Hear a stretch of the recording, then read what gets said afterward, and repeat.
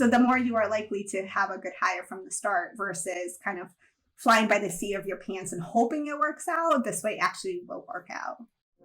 Welcome to the Agency Profit Podcast, a show dedicated to going deep space on agency operations, which is just as nerdy as it sounds. I'm your host, Marcel Petitpoff. I'm the CEO of Parakeeto, a firm that helps digital and creative agencies measure and improve their profitability. Join me as I interview some of the smartest thought leaders and agency owners in our space and go deep into operations, metrics, and all the other things you need to get right so you can spend less time worrying about operations and more time executing on your vision. Hello, everyone, and welcome back to the Agency Profit Podcast. I'm excited today to be joined by a seasoned recruiter, somebody who's been in the recruiting and talent acquisition game for over 10 years. They recently published a book called Hire to Win, the manager's practical guide to attracting and interviewing top talent. Here to talk about how to get talent acquisition right, we have Tatiyana Cure. Tatiyana, thanks for making some time for us today. Thank you for having me. Well, I'm excited to dig into this conversation. As we record this, it's July 18th, 2022, and it's been a crazy couple of years when it comes to the talent market. We've seen a lot of things shift and change. I'm sure there's a lot of people who are listening to this thinking, I don't even really know kind of if it's an employer's market or employees market anymore. That pendulum seems to be swinging around a little bit right now. So I'm very excited. This is topical and timely. But before we get into any of that, I want to give you a chance to, in your own words, describe what you do and who you serve. Sure. Yeah. So I consider myself as someone who tries to achieve business results through talent strategies, right? So recruiting is certainly kind of the first big piece, but then it's kind of further than that. It's looking at learning and development, career growth, succession planning, and so forth. And I try to serve the hiring managers who are looking to achieve these business results. Right now, I work internally for a technology company within logistics and freight industry. That's my full-time job. But by night, I put on my superhero cape on and I try to serve any entrepreneur who is looking to maybe make their first hire or looking to expand their team. Or someone who has been hiring in the past and, like you said, realized, the market is changing. I need to change my talent strategies. So I'm here to help them as well. Amazing. So what I want to start this conversation with today is really getting clear on what it is that we're actually talking about. I do not know a lot about HR and hiring and recruiting. And when I think about recruiting, I immediately think about this more direct, almost like a direct sales strategy to go find candidates, reach out to them directly, pull them in. How is that, or is that different at all from hiring? Like, how do you think about and categorize this whole process of getting the right people into the business? And what are some of the nuances there we should be aware of as we dive into today's conversation?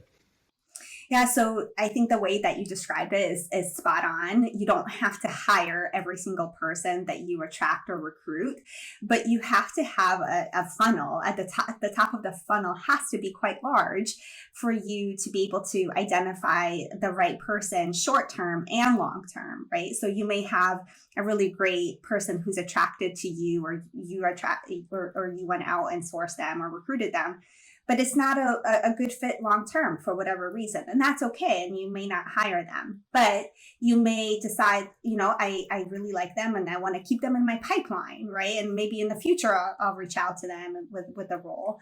So there are two different components. I actually also like to think about it almost like similar to sports. You want to create like the best team, right? So you might not have a team of all quarterbacks. You may not have a whole team of all defense players either, right? Like you need to have a good mixture. So you need to know who's on your team currently, where are the gaps, what are the challenges, and where are you looking to go so you can hire the right person to achieve what you're looking to do.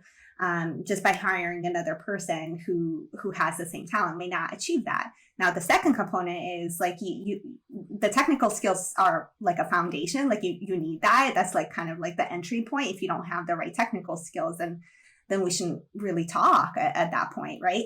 Or at least like let's continue talking for the future.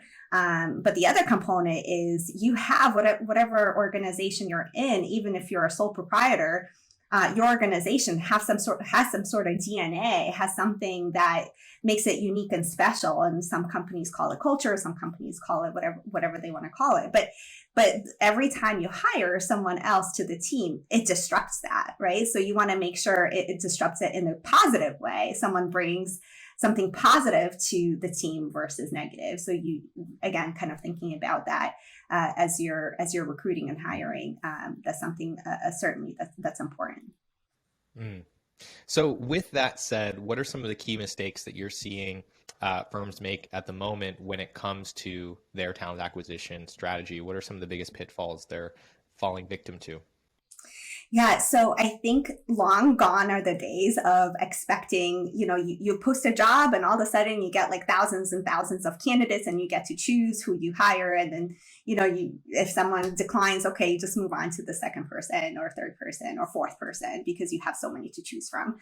So that's the biggest pitfall of thinking about hiring in that way. So it starts with, drafting your job description. In the past, hiring managers would go on a job board, type in whatever job that they're looking to hire, accountant, and then they borrow someone else's job and here you are. And then they post their own. So that kind of creates a very vague job description. So it attracts a very large, pool of candidates with it casts a wide net. So you're starting to waste time from the beginning, right? Of just talking to candidates who, apply to a very vague job. Again, that doesn't even happen anymore, but that's kind of the biggest pitfall where they start is just crafting the job description of not really thinking about what are the challenges that they're looking to solve and what are the skills necessary to solve that challenge. Thinking about those questions that candidates are going to ask anyway, like what does the career path look like for this role and so forth. Like no longer a candidate's going to accept the answer, well, I'm just looking for someone to take over my job at some point. Okay, like that they're not going to be okay with that anymore, right? So that's the biggest pitfall of the job descriptions. Then it's kind of the interview process, right? No longer are the candidates willing to interview for 12, 15, steps in the interview process and like not knowing what it looks like, that they're expecting the transparency up front and they're certainly expecting a fast turnaround, right? Like if it takes 2 weeks for them for them to hear back from you, they're probably going to lose interest by that point. And of course, when you're sending an offer, no longer are they, excited just by a bigger and bigger paycheck. They're going to ask more questions. They're going to ask what does the benefits package look like? What's the flexibility? What's the life work balance? What's the diversity, equity, and inclusion initiatives that your organization has? And then, they may even ask, okay, you know what? I actually want to have a reverse interview. I want to ask you questions, right? Where in the past, hiring managers would they will schedule 30-minute interviews. And for 28 minutes, they're interviewing the candidates and say, okay, for the last 2 minutes, do you have any questions? No longer is that going to be viable. Yeah, so the big theme here sounds like it's just a massive shifting of leverage where, in the past, we held the keys with the job and we just assumed that everybody really wanted that job badly enough that they would jump through all of these hoops. And to a large extent, it was about qualifying who was going to be christened with this job, who was going to be given this holy grail of a job. And, certainly this has been my experience recently in recruiting. The power dynamic in that hiring conversation is far more balanced. It probably is, at the moment as we record this, in favor of the employee, especially if they're top talent. And it's going to index far more towards feeling like we're trying to sell them on joining us as opposed to them trying to sell us on being the right fit. And so, yeah, that can upend a talent strategy that has been predicated on the idea that there's going to be all of this leverage for the employer in that process. And if it's not adapting to that, then I would agree it's going to create some significant challenges. So with that said, what are, in your opinion, some of the key tenets to an effective talent strategy in today's climate? So the talent strategies is quite broad. So are we talking about talent acquisition or just talent strategies in general? Well, that in and of itself is kind of an initial strategic, I guess, observation, right? Is there's strategies required for both like acquiring the interested parties, but then it sounds like there's other things to consider throughout that life cycle. So maybe we start there. What are kind of the key components of the life cycle of bringing somebody into the company and ideally making that a successful long-term fit? Yeah. So again, it all starts with creating a job description. So what I have found is a lot of times hiring managers in the past, at least, they would hire based on gut feelings. Like, oh, I feel like this person is going to do great in this job. Well, what is it based on? A lot of it is based on either you share a lot of commonalities where it's like, oh, you go to the same vacations or your kids go to my same school, whatever the case may be, right? So you find those commonalities. And the second is like that person looks like me, right? So they may have a similar background to what I have, or that their resume looks like mine, or they physically look like me, right? And now you really need to start thinking about what is the what is the roadmap for the business, or what is the roadmap for the team, and what's going to get you there, right? So first you identify what are the technical skills. Then you think about, okay, well, where am I willing to compromise? Am I willing to compromise, or am I not, right? A lot of times if you're looking for a plug and play person because you simply don't have the time to invest into training them, well, realize that if there's no challenge for them within a year or less, even at some point, likely they're going to leave, right? So you need to start thinking about what's going to keep that person engaged and interested in the company. So of course, that ties into the learning and development piece, career growth piece. And then if they leave, what's your succession plan? Is there someone a second in line who you can start grooming to take on that position? Otherwise, you're in that exact same spot of recruiting for that same job. And it's not a really great story of saying like, oh, that person left the organization because there's no opportunities to grow. So then you're hiring another person, training them for another 90 days or more, just for them to leave within a year. So sometimes you may say, you know what, I'm willing to give someone a stretch assignment. I'm willing to invest in them. They're going to feel that we're invested in them. They're going to invest back in us. And so you're going to be able to perhaps decide, okay, here are some things that I'm willing to compromise on, maybe on the technical skills, right? Like, okay, I can teach those things. That's a little bit easier for me to teach versus having the right attitude for the role, right? So you need to start thinking about what does the career path look like? How are you going to support them as a hiring manager?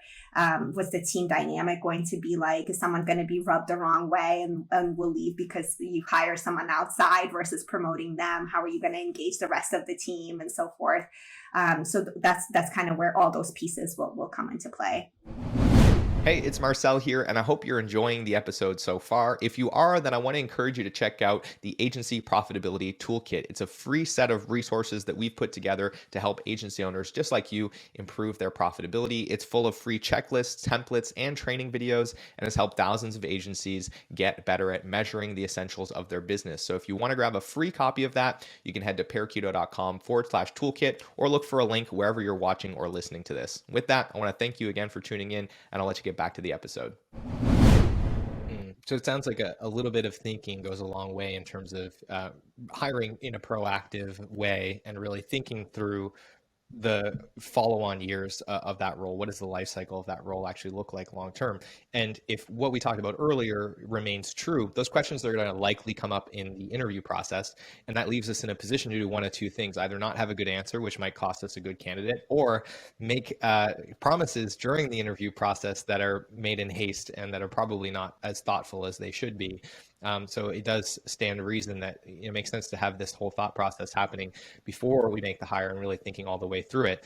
And of course, just to kind of plug things that we talk about a lot on the show, this is why forecasting, resource planning is so important, because if you need to hire somebody yesterday, you're putting yourself in a bad position, especially in this climate where you don't have nearly as much leverage. So the further out ahead of that hire you can start to get visibility that there might be a need, the more this kind of stuff is realistic to be doing and setting yourself up for success. So that sounds like a pretty central idea that I could see how that certainly helps with writing a clearer job description, creating a better hiring process, creating better, checks and balances during the interview process to make sure that the candidate is the right one, as well as kind of the follow-on. What are the other or any other aspects that we should be kind of considering at each stage in terms of like attracting, converting, and then retaining that talent? Yeah, so in terms of attracting, right? So I'm so sorry to be probably a dead horse here, but right, and right in the job description, the more detailed you are, what does success look like in 3 months, 6 months, 12 months, the more you're going to attract the right candidates. And that actually, what I have found has helped in terms of diversity hiring as well, because typically there's like, minorities, including women, will typically look at a job description that says like things like, needs to be an Excel expert. Well, they'll say, I'm not an Excel expert, so let me not apply. But if you say what an Excel expert actually means in your organization, okay, you need to do pivot tables and VLOOKUPs, then they'll say, oh, I can do that. Okay, like let me apply. So it actually helps the more forthcoming you are all the way in the job description, the more helpful it is. Then when you start thinking about who you're going to involve in the interview process, who's going to assess those skills, you're going to be much better prepared versus pulling in like, hey, Susie, can you interview this person? Hey, John, can you interview this person? Now you can have like a proper kickoff, right? And say, okay, so I'm going to have these 5 steps. These are the 5 people who are going to help me assess the skills that I'm looking to assess. And Susie, you're an Excel expert, so I'm going to have you really dive deep in the Excel skills and really talk about a case study, talk about an example, go through specific scenarios. Okay, John, you're a culture carrier, so I'd like you to really focus on our company values and company culture and really behavioral questions and so forth. So the more you're prepared up front, the better you are in the interviewing process. And to your point, when it comes to extending an offer, the more information that you have, right, the candidate will say, well, I noticed that, in 12 months, this is what success looks like. And, what does the career path look like if I am successful in 12 months? Then you can actually use that in your, extending an offer to that person, right? So you're not just extending the dollar amount. You're now saying, look, like we've talked about XYZ throughout the interview process, and let me reiterate what that looks like in our organization to get their interest continue to be high within the company. So the more you are prepared upfront, the better you are the entire way. In fact, I will say, like, one of the most common analogies I talk about, the kind of the recruiting intake that then guides you to create the job description, that guides you to create the interview process and so forth, is like the directions on top of that box of furniture that you bought from like IKEA. If you don't use that, okay, you can try to put it together, and then you can like come to all the way to the end and say, oh my gosh, I have this like 5 extra screws. Where does it go? And then you have to start from scratch, right? So the more you actually follow the directions up front, the more likely you are to have like a good IKEA table, right? Or IKEA furniture. So the more you are likely to have a good hire from the start versus kind of flying by the seat of your pants and hoping it works out. This way actually will work out. Some great points there. And I want to just kind of rapid fire here towards the end to get through a couple of things. That adaptation to the new way of working and the virtual reality that we all live in now is relevant. And I do strongly believe that it's important to have some kind of a shared remarkable experience towards the beginning of your employment with a new company so that you feel bonded in some way. This is kind of human nature that people tend to bond over these experiences that they share with one another that are remarkable and unique, and that other people outside of that circle are not going to understand, whether those are terrible experiences, unfortunately, or really positive, hopefully in this case, very positive experiences that are somewhat cathartic and unique. So finding a way to architect that into the onboarding process, I really believe is important among, of course, all these other things. One of the things I'm curious about, I really strongly believe in it. We almost never recruit without a test project, a paid test project, mind you, as part of the recruiting process. So we offer the candidate a consulting rate. It's usually a couple hours of work that they can do in the evenings or over a weekend. And it really gives everybody a sense of what does the actual work feel like to do, and what is it like to work with us?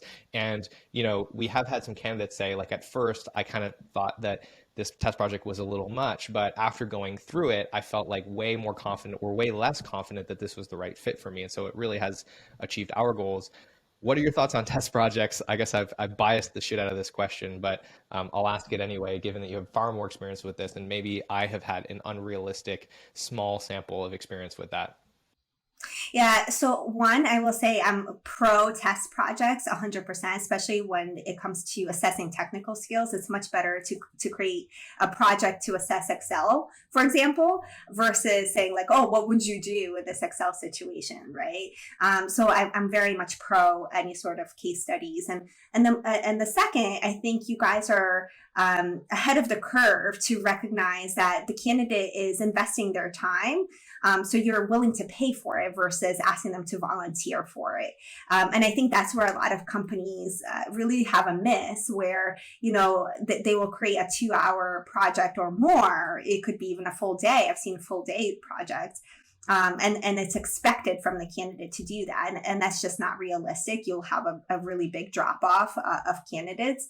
But if you either, have a really timed project for 30 to 60 minutes or pay them, that's the best approach.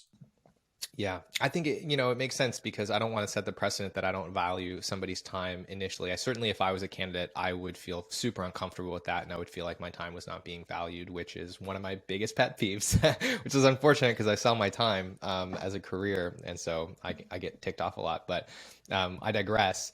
One other thing I want to ask about is benefits and compensation. This has surely been a lot of the talk around some of the recent changes in the market. And I think a lot of people have seen compensation go up.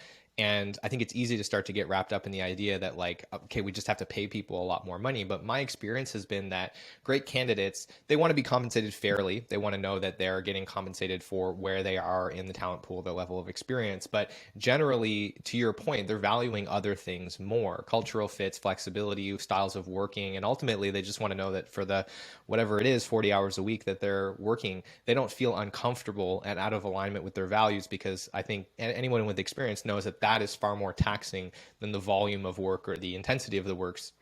The context of that work matters a lot to them as well. What are some of the other non-financial, maybe compensation or cultural things that you've seen have a really outsized impact in the current climate? Yeah. So one, I think, is the long-term incentives, right? So i.e. equity or so forth, especially if the candidate really believes in the product and that's why they're joining. Second is the ability to grow either personally or professionally within the company. So sometimes companies will have, tuition reimbursement, or like some startups that I looked at there was one company that really created kind of this program where there's skill shares between, if an HR person is partnered with an accountant and there's like a specific skill share prompt, and then you're like, oh my gosh, like I just learned something from the accountant, I'm going to put it into my practice. So that company really created this environment and this culture of learning, constantly learning. And I think that's something that's really important to candidates. And then it could be such small, and I shouldn't say small benefits, but it's low cost benefits to the organization with high rewards. So for example, there's a huge focus on mental health. So if a company has something around mental health, even if it's like, we're going to give you this subscription, again, the candidates look at it as, okay, so then this company really values mental health. What I have seen in the past too, in my previous company at Leumi, we had this amazing package for moms or having a new child added to your family, right? So we sent like a baby box and a mom box, and we had a coach to help the mom kind of transition back to the workforce. And that it's not a huge cost to the company, but for that one person that it actually makes an impact, they become the biggest advocate, the biggest recruiter for the company. So those things really, really help out in the recruiting process. I would tend to agree. Like, we've recently gone through this process a few times, and the things that our team is really valuing in an outsized way are, the fact that we do cover mental health. And it's not a lot. It's a few $100 a year in the insurance plan, but we paid extra for that plan because they said it was important to them. We have an unlimited book budget for personal development books. And, that might cost us $100 a year per employee. It's really not a big expense, but I think what it does, to your point, is it signals what we value. We're willing to make investments investments, it doesn't really matter how big those investments are, but it signals that we value those things. And it also creates this cultural encouragement that it's like, it's okay for you to deploy your time against these things and to spend money on these things, because we understand that they're valuable to everyone. It's going to benefit us, and of course, it's going to benefit the employees. So I couldn't agree more. So much of this just comes back to like really listening, because I wouldn't have thought that like a $300 a year allocation to mental health services, which is really a drop in the bucket, was going to have such a huge impact on like the perception that our team has about us valuing their mental health. I think that's really what it says to them, and that has been really important for us too. Yeah, that's great. And I will say, like, it could be related to anything, right? It's the company holidays that you follow, of like adding one extra holiday. What does that actually cost? And all of a sudden, it's that signal, or like, allowing the employee to take their birthday off. Like, oh my gosh, like, it's a huge signal that you value that, right? So the more you listen to what's important to your employees, and then really kind of create your benefits package, the more it's going to resonate with them and resonate with the right candidates in the future. Well, Tatiyana, I really appreciate the conversation that we've had today. I think this has been really insightful. And, my big takeaway is really about thinking all the way through the life cycle of a person's time at the company and what their career path could look like, and really using that thoughtful strategy to inform everything that's going to actually be tactically implemented when it comes to attracting and converting and retaining them. So with all of that, I'm sure there's lots more insight in your book and on your website. Where can people go to kind of dig deeper into your thought leadership? Sure. So you can get my book on Amazon, Hire to Win. You can follow me on my webpage, howtowintalent.com. There's a lot of free tools there, and we're going to continue to add more. And of course, connect with me on LinkedIn. I think that's a great way to kind of share best practices, and you'll see what I'm doing, I'll see what you're doing, and so forth. And email me at Tatiyana@howtowintalent.com. Sounds good. So if you're listening to the show, these will all be in the show notes, links to the book, Tatiyana's website, as well as her LinkedIn profile. And with that, Tatiyana, thank you so much for joining us today. Really appreciate you making the time. Thank you for having me again.